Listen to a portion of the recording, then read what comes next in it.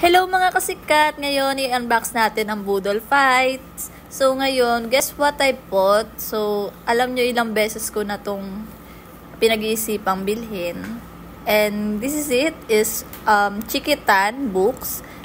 Actually ito nga, ayan, nahihirapan na ako magbukas. So ayan, nakikita nyo naman, grabe no, masyadong gustong yumaman. Sino ba naman yung hindi gustong yumaman?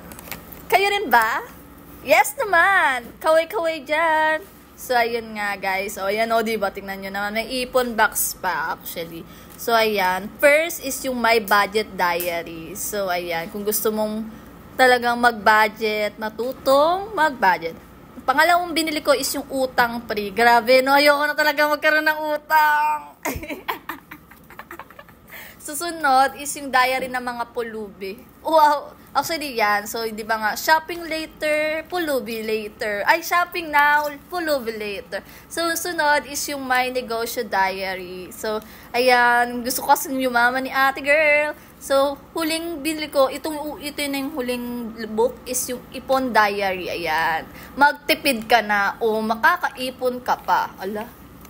So, ito naman, yung ipon box. Ayan. So, samahan nyo kung mag-ipon. Tingnan nyo kung makakaipon ako. Anyway, this is it. Boodle Finds. O, diba?